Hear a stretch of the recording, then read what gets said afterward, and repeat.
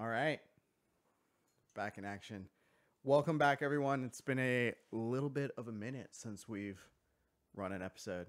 Hey, you're talking about allergies, man, and now my eyes are getting watery. There you go. It's freaking cats, man. Getting it started on me. Anyway, today on the Xhale podcast, we're going to be talking about sling shafts. A very specific topic. We are going to be covering different shaft diameters, penetration, Lengths. shaft speed, all kinds of different stuff, kind of getting in the nitty gritty of why or why not you may want to use one versus the other. You're going to hear all about it today on the Xhale podcast.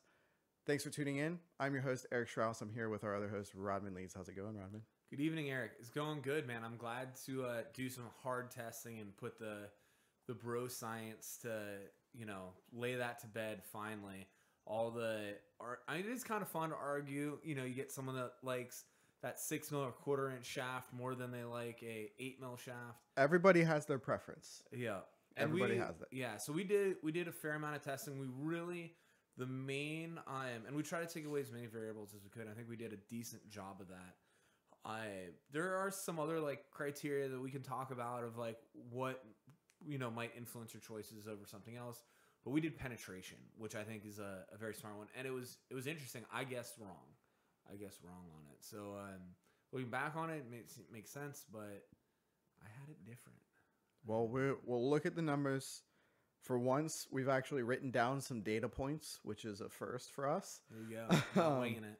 The only data point that we weren't able to, not that we weren't able to, we probably don't really have the science know-how to set up, is shaft speed, like how to actually measure the shaft speed and whatever, how we haven't quite figured out how we can do that. We have an idea with the equipment. Yeah. So the way that we would typically do it, so the approach that we would take is take a plank of wood and then mark Mythbuster style. Go full Mythbuster style. Yeah. And you just mark let's say 6-inch or 1 foot lines on it. You get the high speed camera and that way you can go back frame by frame and measure the time it takes to cross 6 inches. If you know that speed, then you can kind of do the math from there. But we don't have the GoPro high speed. I don't think is fast enough to do it. Plus, it's actually, the GoPro is definitely fast enough. Really? Yeah. Well, we might have to do that next time. Give us some more podcasts. I would love to. I'd like to do it with all kinds of stuff. What's cool? Spear gun shafts and stuff like that. Yeah, I think it's neat. You didn't need it though. You could night and day see the difference, feel the difference shooting it. Yeah. Versus just by looking at it, it wasn't like. It'd be cool to see how much of a difference it was. I just want hard numbers. Yeah. But it doesn't, to do the penetration tests, to do some of the other stuff, it's nice to do that testing for speed. You shoot a long 8 mil shaft, and I don't want to let any cats out of the bag, but I guess we're talking about it. That thing is slow compared to a long quarter-inch or the short quarter-inch. Yeah. That short quarter-inch was blistering fast. That long 8 mil, it looked like a pole spear.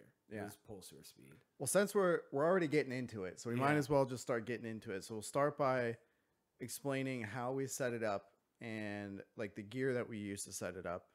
So we wanted to keep every shot as consistent as possible, as far as power and speed and everything like that. So obviously, when you're shooting a sling, every time you pull that sling back, it's going to kind of end up being in a different spot. This time you might pull it to there. The next time you might pull it 1 more inch, whatever it is.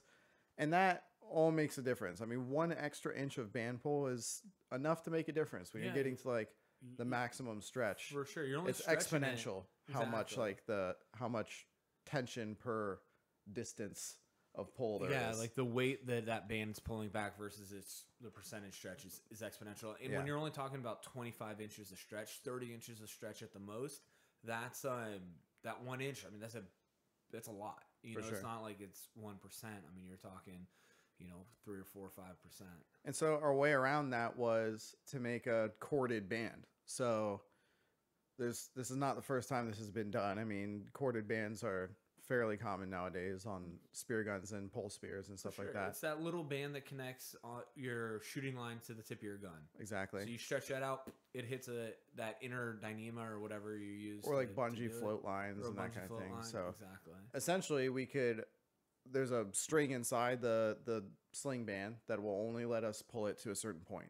So it's kind of like shooting a compound bow where you can only pull it so far and then it stops. Got that back wall. The back wall is the technical term. There you go.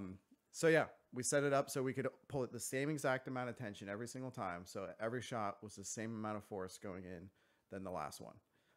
So that was kind of our leveling factor to keep it a little more fair per sling shaft, you know, because I love the 1/4 inch shafts. I would probably, you know, kind of lighten up on the 8mm, make it extra slow, and really crank back on the 1/4 to get that thing going like Mach 10. But that was our leveling factor. And from there, we shot from the same distance every time. We actually, when we first started doing it, we were shooting some, and the target was moving back and back and back, and we didn't notice it. Yeah, as you're hitting it, you're like actually pushing the target. It was weighted with a 30-pound kettlebell. You think like that would hold it, but at the pool out a little bit. We're doing this in a pool. Yeah, the pool out a little bit of downward slope, and just that shaft hitting it, you know, would it was enough. Kind of roll it. It was enough. Sorry, in case you haven't noticed, I'm sure you have. We're in a slightly different setup than we usually run. We're in a home away from home, so to speak. There you go. Yeah, so my computer monitor is all the way over here, so if you see me looking over there, that's why. But anyway, so we're shooting from 10 feet, I believe, from the sling itself. Sling to target was 10 feet. We measured that out with a tape measure, and we'll have B-roll. We'll either add it to this video, or we'll do like a little additional video. Just probably do an extra one. So, yeah, because this is going up already. Nice. Regardless. Of all the B-roll, we had the GoPro running, so us measuring the shots of us shooting the target, that distance, you pulling the trigger on all of them, so it was pretty good. Not pulling the trigger. Whatever. Letting it fly. So I guess I've got the numbers on the phone here. On my phone, we're writing these down as we're going. Well, the target is what we started out with, that Florida Freedivers foam fish target. That's 3 inches maybe of foam, and that's an awesome target. I like that target, but we were punching through that target. Especially once we got into the better penetrating shafts, we were sending it straight through there. Yeah. So we actually put a boogie board on the back of that target to add it up. It was so total foam was 4 inches for all these measurements. The ones where we were blasting through it, we decided to not include those results because it was just ridiculous. Yeah, and we also excluded all the results from. I mean, we included some of the outliers from potentially a shaft going through the same hole. Those are included, but we did multiple shots for each one, but we discluded the ones where the target was moving. Yeah, anything that we thought was not hard data. Do you go data or data? Data. All right. Like Star Trek. There you go. Anything that we didn't think was fit, and if the test was off at all, we tried to ditch those numbers. So yeah, it's as close as we could get it for penetration. All right. Started with the 6.6 or 1/4 mil. Yep. So we brought 3 different diameters of shafts, and then a couple different lengths for each diameter as well. So with the 1/4 inch, we brought out a 150 centimeter shaft, which is 63 inches, I think. Something about there, and a 170 centimeter shaft. So pretty decent distance, or length difference rather. Yeah, it's kind of the short one and the long one, not the middle one. So the 1/4 inch, the shorter 1/4 inch, the 150 centimeter, we got some random numbers, but our average was 14 inches, give or take. Yeah, which I thought was the first one that we got, and in my head, I thought the 1/4 inch was going to penetrate the best. Yeah, it was. And before we keep going, let's I'll just say it so that we're measuring how far the shaft. We're measuring from the back of the foam target to the tip of the shaft on the outside. Yeah. So we're measuring, how far the shaft actually went through, not from the front. The target. Yeah, from the back out. Yeah. So not including that 4 inches of foam. Was it 4 inches or 8 inches? 4 inches. 4 inches of HDF. Yeah. High density. So average of 14 inches of penetration through that foam. So from the back of that target to the tip of the shaft, 14 inches on the 1/4 inch. And that was surprisingly kind of throughout the size. I guess with the exercise, you got about an inch more. Yeah. So it was about 14 for the smaller size, about 15, and we had a couple. You know, like some of them would go a little bit deeper, some would go a little bit shallower. We'll call for that 63-inch shaft at 160, 150. Yeah, 150. Numbers 150, 14 inches. The 170, about 15, 16 inches. Didn't really make it made a difference. 1 inch. So you're looking at a difference. The extra weight of the longer shaft definitely penetrated more. So the longer shaft showed better penetration, and not noticeably slower. There wasn't a huge difference in speed from the length difference that we noticed. So I don't think that little bit of weight really affected. I'm sure it did in a small amount, but it wasn't detectable via eye chronograph. Yeah. That's where having the GoPro set up would make a difference. Yeah. That short, both of those were the two fastest shafts by a landslide. It made a huge difference. They were. And I know just having shot those, that's like my go-to shafts. If I'm going to the Bahamas, all the shafts that I have are like that, are basically as narrow as I can get. And I really like them for that speed. And in my head, I had it that they penetrated better because it's punching a smaller hole. Yeah. That was like the idea, that speed plus that least resistance going through the water, going through the fish. I thought that was going to be the best penetrator. Yeah. Not the case. I was wrong. But before we jump all the way there, yeah, we'll meet in the middle. The next size was the 7 mil, which is close enough to a 9/32 to call them the same thing. And two different sizes. We did 150 centimeter and 170 centimeter, and pretty much the same results found as far as the longer shaft penetrated better than the shorter one. We were consistently, the longer shaft was a lot better. Yeah. The average for the 150 was 16 inches. The highest penetration was 17. So, that's pretty decent, but it's comparable numbers to the 1/4 inch, especially in the longer. Yeah. The average, our longest or the best penetration from the 1/4 inch 170 was 16 inches. And the average for the 7 mil 150 was also 16. So not far off there.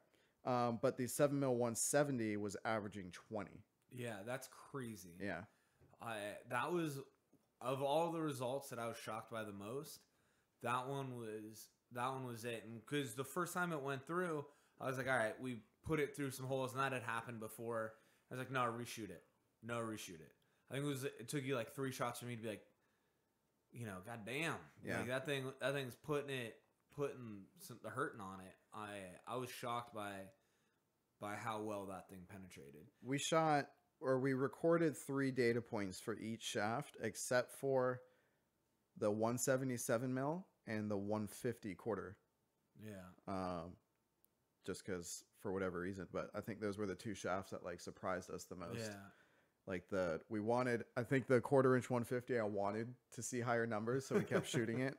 And the 7 mil 170, we couldn't believe how high the numbers were, so we kept shooting it just to make sure that it was right. Yeah. But in all the cases, the next one that we're going to look at is the 8 mil, which is close enough to a 5/16 to call it the same thing. We did a real short shaft. It was actually shorter than a 150. I don't remember what the length on it was. Like 58 inches or something like that. It was very short. It was short. Yeah. It's shorter than anything that we carry in the shop. It Yeah. was a sample shaft that we got from a supplier. Yeah, which is cool. Going into this, I wanted the short sling shafts. That's what I ran. I liked them because, they're shorter, they're easy to deal with. You get a little more maneuverable. Holes, you can get your face close to a hole. That is one of the 2 drawbacks for me shooting a sling. Yep. Is you got to keep your face, like with a pole spear, you can have one hand on the rock, get your face up in that rock, and shoot. There's a couple tricks. Was shooting a sling, that'll let you do that. But that is a big advantage of a pole spear over a sling. So having that short shaft makes it at least more doable. You should shoot that 170. you're like 5 feet away from the hole when you're trying to get that thing in there. You know, it's forget about it. Yeah. And some of these shorter ones, like when I'm running the dowel sling, so to speak, not so to speak, it's literally a wooden dowel, like this diameter of this microphone. You can get so much like band stretch distance, like total stretch. The short shafts, I can bottom the flopper out on the sling. So yeah. But I kind of like that when you're getting in holes. That's an inch sticking out the front, you know. For sure. So that's definitely an advantage. But getting back into the actual shafts that we were shooting, the short 8 mil shaft was averaging 17. It was actually 17 and a half. So still similar numbers to the 7 mil short shaft, and the quarter inch 170. The quarter inch 170 was definitely lower. That averaged 14. So you're saying the short 8 mil. The short 8 mil was similar to the other ones. Definitely Gotcha. better. Gotcha. Definitely more penetration. Yeah. But yeah. Nice. And what about the long 8 mil? Sorry, I'm trying to like carry conversation and read these numbers. That's it's not my deal. I can't multitask like that. Sorry, what'd you say? The long 8 mil. The long 8 mil, which was 160 centimeter shaft, so it wasn't a full 170. They do make 178 mils, but we just couldn't get our hands on one. Had some weird numbers. It was a 17 inch, a 27 inch penetration, and a 24. So if you disclude the 17, which we included it in here, you get some pretty high numbers. 3 best numbers. Yeah, averaging in the 20s. So no, that thing, it was night and day the amount of penetration that thing had. That was the first shaft. I was standing right by the target on everyone. That thing punched through it way more. Yeah. Than any of the others. The only one that came close was that long, the 170 7 mil. Yeah, at that 21. That thing looked pretty cool. That thing looked really good. The biggest thing that stood out to me, when you're comparing the 8 mils to that 170, is that 170 still had a lot of speed to it. Not as much as those quarter mils, but that 170 7 mil was considerably like, it was sling shaft fast. Yeah, it was significantly faster than the 8 mil 160, which was, even though getting a few more inches of penetration, that speed difference can make or break a long shot on a fish. Yeah, you know? That was slow. But so a couple takeaways from that. So now we have the information, right? Those quarter inches are super fast, but they don't penetrate. They don't penetrate very well. The 7 mils, man, about the same penetration, like not as good of penetration, except for that long one, for that 170, and then the 8 mils, just crazy penetration, but slower, especially the long. And I'm sure that 170 8 mil would have been even crazier. Yeah. And it has a lot to do with weight, and that's where that speed difference comes into. That sling's only pushing that, can only push that freaking hunk of rebar so fast. So that, I mean, it's cool. It's cool to know, but like, now you can kind of take that and apply that to your style of hunting. Yeah. Or even just what you're planning on doing, even if whether you're hunting shallow reef or like targeting a certain species or whatever it is. Yeah. You know, you can take this and run with it.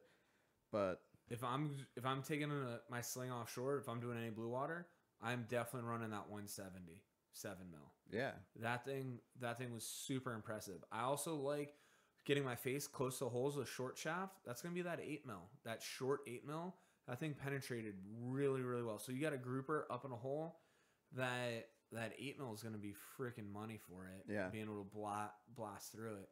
Especially in the short. I mean, consider this 8 mil shaft that we were shooting was shorter than a 150. I mean, it was a very, very short sling shaft, and it was still getting penetration numbers similar to like the longer shafts of the other sizes. Yeah, and obviously we've said this goes a lot to weight. We tried to weigh these shafts, but the scale that we were using just wasn't sensitive enough to make it meaningful. Obviously, the 8 mils weigh a little bit more than than like this 1/4 inches, but we weren't able to get like big enough differences. It was going like by pound, but you know, you needed like a gram scale to really do it. And so that definitely has a big factor to it, just how much momentum that the shaft carries on impact. Yeah. But if I'm going and shooting like snapper, if I'm going after like mangrove snapper, which is like one of my favorite things to do, I'm definitely bringing that 1/4 inch. You hit those things with a 5/16. Not only is it overkill, and you're putting a freaking 1/4 size hole through a fillet that's, you know, there's not a ton of meat to spare there. Yeah. But I feel like they can rip off easier than on that 1/4 inch. You know, just that big hole. And they get like more leverage on it, I feel like, and they'll rip off. There's more margin for error with that thinner shaft. And what I've found with particularly the 8 mils, maybe not so much the 7 mil, because they're so slow and so heavy, they won't penetrate a small fish. They just push it. They push it out of the way. Yeah. Which is weird, but I've literally done it, you know. Yeah. I've had the shaft move the mangrove snapper out of the way and keep going like 20 feet. Yeah. Yeah, that's crazy. I mean, I've fully watched fish dodge shafts too. Especially like little snappers, little yellowtails. You know, you get in that, let's say, barely legal range, just over legal. They will fully matrix a shaft. It's crazy. Yeah.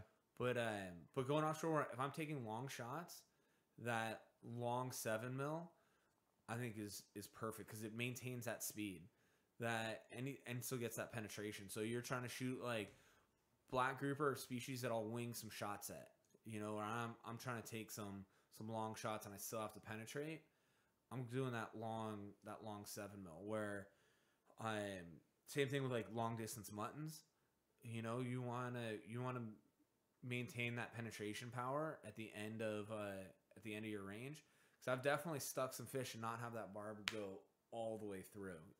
No, that's super frustrating when you see them like dragging it, and then just kind of like twitch it out. That sucks, man. So that long 7 mil, that's really good for that. Like before we did this testing, my go-to shaft was the shortest, skinniest shaft I could get. Yeah. Just because I really liked it in holes. I thought that speed would make up for weight, and that like less friction basically going through the fish. Yeah. But now, man, I'm short 8 mil or long 7 mil. Yeah, I'm in the same boat. I mean, I would say as a whole, my takeaway was that I would say the 7 mil 170 was the most versatile shaft of the bunch. Yeah. As far as, you know, yeah, you do lose a little bit of maneuverability, but as far as range and penetration and speed, it covers those three things. If you need one shaft to do it all, that 177 mil, yeah, is the ticket. And they make we carry a 160. You know, if you want to go for that in between, if you're gonna do the one in between, good. You might as well shoot the longer one. Me personally, yeah. If I'm gonna do that in between, which is our most popular shaft, the 167 mil at Florida Freedivers is the one that we sell. We probably sell that 2 or 3 to 1. Yeah. To 2 or 3 to 1 of every other size. Mostly just because people don't want to commit to go. Oh, do I want the longest one or the shortest one? No, I'll just go in between. Yeah, for sure. But for me, it's either going to be that short 8 mil in and around rocks where, especially if my backup shaft is definitely going to be a short 8 mil. So let's say I stick something with that long 7, I get it up in a hole, I need another shaft. I want that short 8 mil. So, and you can kind of one hand it, you know what I mean? But even with that much penetration, excuse me, you can really drill something with that short 8 mil. Yeah, that thing, I was really surprised by that. But so essentially, I'm going to say the same thing that you're saying. I'm going to run. Well, that's what the data says, you know? Yeah, I'm going to run the 1/4 inch for ultra shallow reef, small fish, sheep's head under the dock, mangrove snappers under the dock. And up into that, like, just real shallow stuff. Even sheep's head, though, they're big enough fish to where, like, you don't really need a special shaft for that. That 170. I'm just using it as an example. Like if I'm hunting under a dock, yeah, I'm going with the quarter shaft. So let me ask you this: something that, and we haven't tested this, obviously. The short quarter, for that matter. Short quarter. Do you think that fish rip off easier on a thicker shaft or on a smaller shaft? And what do you think bends worse, a thicker shaft or a thinner shaft? The thinner shaft definitely bends easier. There's no doubt about that. I don't think that shaft diameter has anything to do with the fish ripping off or not. Now, I don't really have much to substantiate that, but I don't have much to substantiate it the other way around. Yeah. Is my problem. So I just don't have like facts from either side of that argument. Here are my thoughts on it, and it's just based on my observations. So, study with an N of 1, like not a lot of scientific data on this thing, but I always thought that in my experience, and it's a little bit of a catch-22 because I have historically only really shot the thinnest shafts I can get my hands on, that the fish rip off less frequently on the thinner shafts. The reason why is... Keep talking. You okay, Eric? Yeah, keep talking. Our title was still Ryan Myers and John Shed. When you get a fish in a hole and it starts ripping around, especially like in the Bahamas, let's say you get like a good black or something like that, even a big hogfish or mutton inside of a hole, and it's ripping around, that 8 mil is just a piece of rebar. It can really leverage against that and rip itself off. Where that 1/4 inch, it's going to have give in it. It's going to have some play and be able to give with the fish. When the fish is ripping against it, it's bending with it, bending either way. So it's almost like, obviously not quite as good as a slip tip, but it's that same idea that the fish can't really leverage itself to rip itself off of the barb. Where on an 8 mil, that gets any friction, there's really no bending in it. So I always figured, it was my thought that the 1/4 inch was a lot harder for a fish to rip off on. And it's just like a smaller hole to start with. So I liked it for that.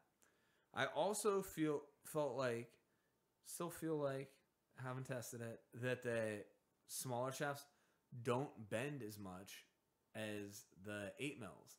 And here's why. Because they got all that play in them. You can bend those things and they kind of whip back. You bend an 8 mil shaft, that thing is staying bent. Like there's no, there's not a lot of play to it. So here's my counter to that, is that yes, that's definitely true, particularly with the stainless shafts, because they have less spring to them than like the carbon steel or the spring steel. So just take most people shoot stainless sling shafts. You're saying anyway. The stainless has more spring than the spring? No, the spring steel has more spring, is what I said. You're just not listening right. So taking the spring steel out, since the stainless is definitely going to like bend and stay in the same place. Like it doesn't want to come back. However, it takes a lot more force to get it to deform in the first place than a 1/4 inch.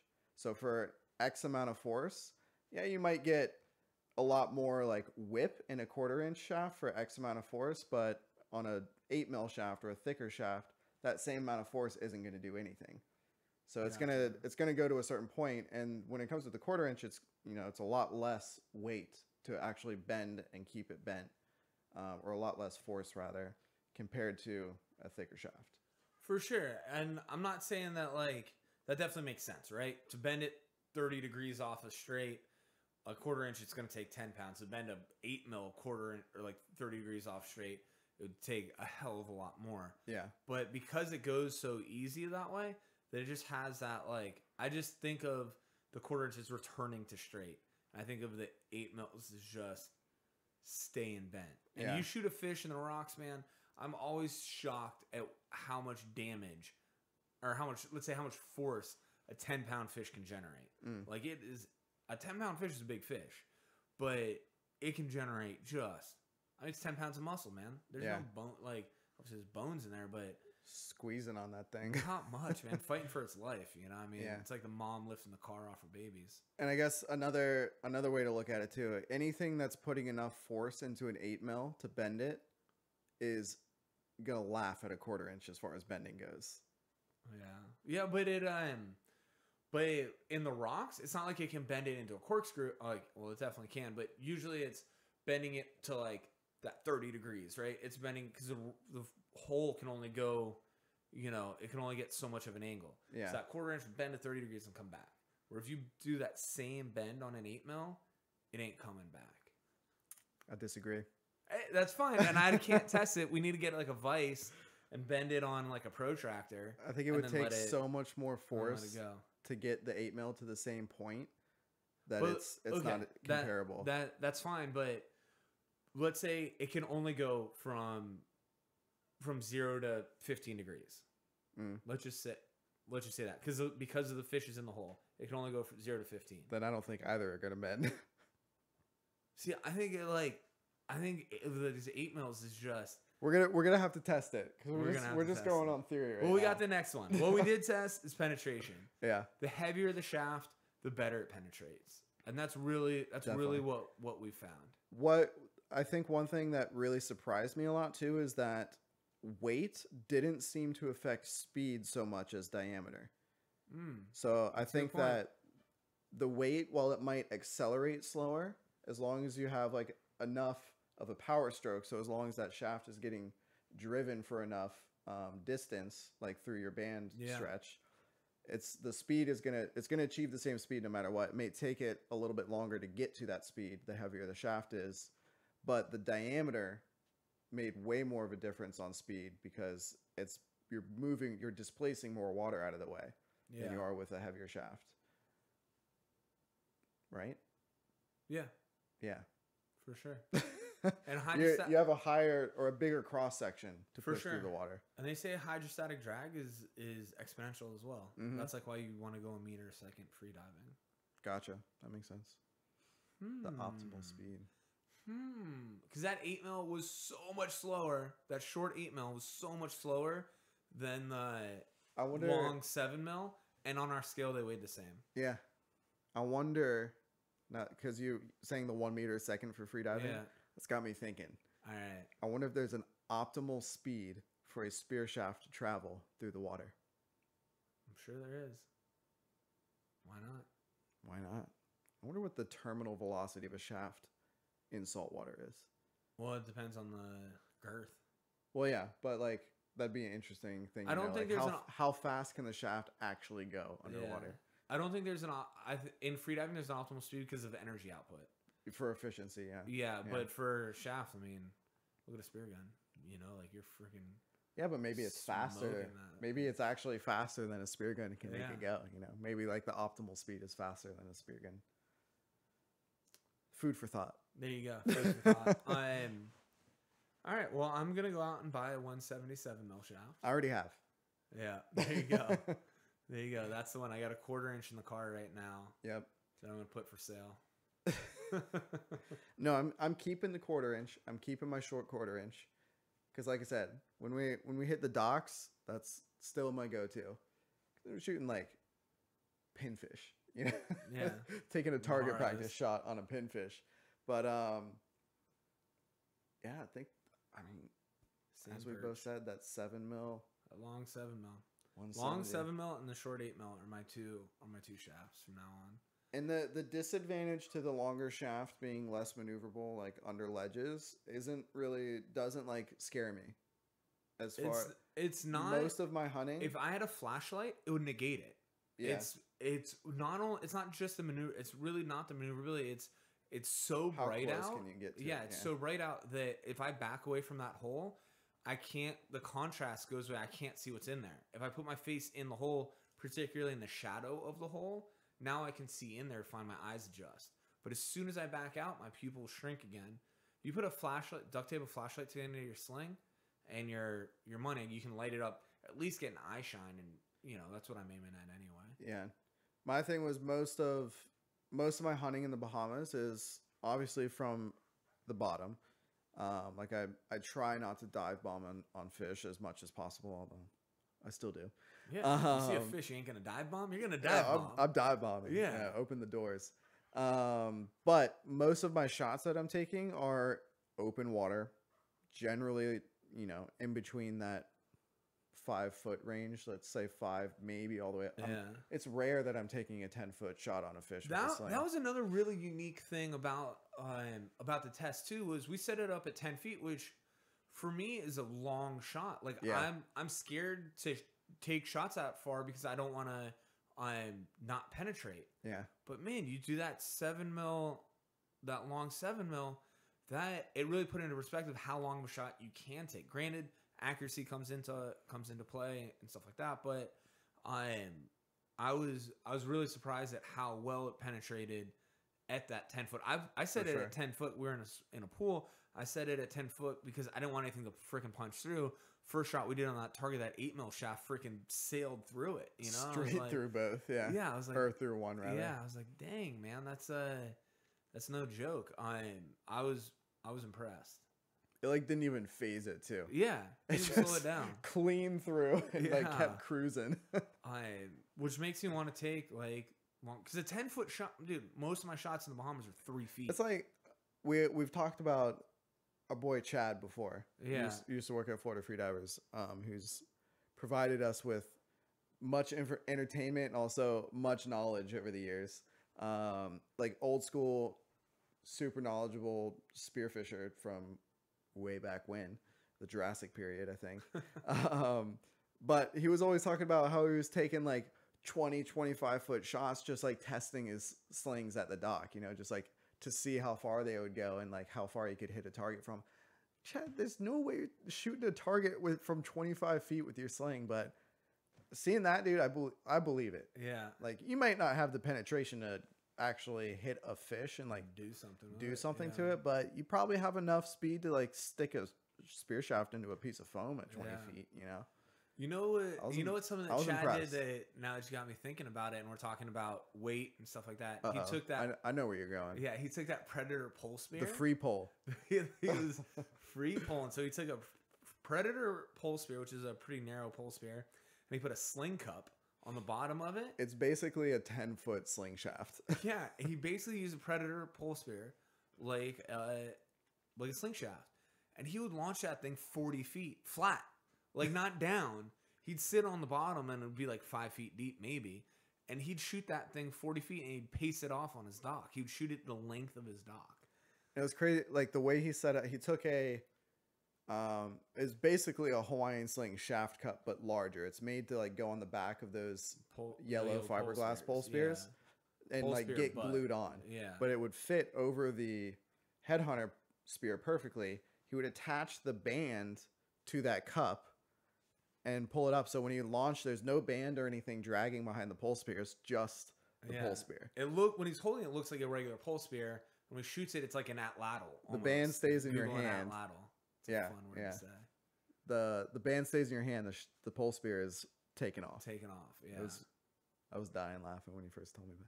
And I saw like the shaft cup sitting next on the shelf. He used to keep that, not the shaft cup. He used to keep that pole spear like cup next to the headhunter pole spears just so he could tell people about it and like show them how it fit. He really wanted, because there is potential there. He really wanted someone to take advantage of that. Yeah.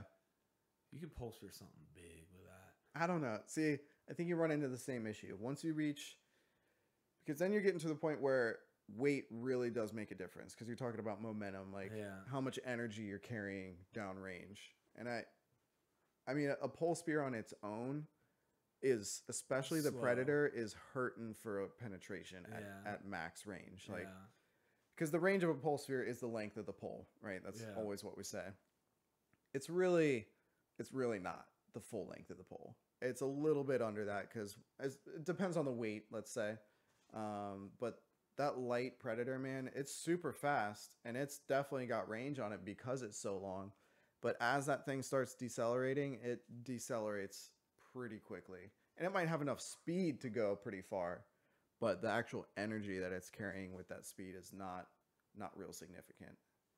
We shot a slide ring shaft as well. No real line on it, but the slide ring did not make any difference. That was surprising. I forgot about that, actually. Yeah. I thought the slide ring would definitely slow it down, but not noticeable. Not noticeable, yeah. Now, line on it is where the difference is made story. there. Yeah. Which will be another test in the future. Another test. Well, I think next we'll do the slings. So we'll just test out all the different. We got to figure out the right criteria for that. That's gonna be tough to like determine the So constants. are you just running stock? You trying to see if you can juice up a cheapo sling to match one of the high end slings? Are you trying to see how much juice you can just get out of one of the higher end slings? There's just so many like variables, aspects, variables to test with that. That it's like, where do you even start? Do you start with like comparing band stretch? Do you start with comparing how much load you can actually pull? Like how supportive is the sling on your wrist and that kind of thing? Like there's so many variables. The way that and we're brainstorming, maybe we should save this or off thing, but I think it would be at what pound draw weight can you get what kind of penetration? And does that change between shafts? Or with the same shaft, does that change between slings? So the Gorilla Sling at 25 pounds, and we'd have to put a bunch on a scale to see really what it's at. But I did it once, and it was right around 25 is what I like, where I can still be just pinpoint accurate. Yeah. Around 25 pounds, let that go. Is that going to penetrate different than if I'm at 25 pounds on a wooden dowel or something like that? So we'll see. We got more. We could do penetration tests on pole spears. That'd be interesting. Yeah. I would speed like to on do that one. I think we'd have to do speed on that one because the difference between that's a huge factor for poles. Yeah, for pole spears, that's gonna be huge. We'll get into that though. Like we just got to take the time to set up, the setup. Yeah. For that. But I'd like to get into it with spear guns too, but there's way more that goes into it with spear guns than I can even like comprehend. I like slings more. There's way more physics in it than I know how to like understand. But yeah, I think that wraps it up. Sling shafts would be, or spear gun shafts, cones versus tabs and notches and double floppers, and I think spear guns is like so done, but shafts I think would be real interesting. Yeah, man. People take shafts for granted. A $40 KJ shaft ain't gonna shoot like a $100 Italian made Hunt or anything like that. It's a big difference. But anyway, that's a whole nother present to unwrap. I want to test cones. That's a good one. Yeah, just because the hard part is getting our hands on some. Those things are hard to find, man. I can do it. I have faith. All right, guys. If you want to see us test something, let us know. We will test it. Give us ideas. Obviously, we're hurting for ideas. So give us ideas. We will run with them. Thank you for watching, and tune in next time. We will see you. Thank you to Florida Freedivers. Oh, we didn't. Yeah, we didn't shout out sponsors. Ballast. There you go. Those guys. Florida Freedivers Ballast. Teach me to freedive. Teach me to freedive. Take a class. Buy some gear. Check out the store. Come talk to us. Check out the website. Whatever you want to do. FloridaFreedivers.com or FLFreedivers.com. Whatever your little fingers type out first, they'll both get you there. See you guys. Have a good one.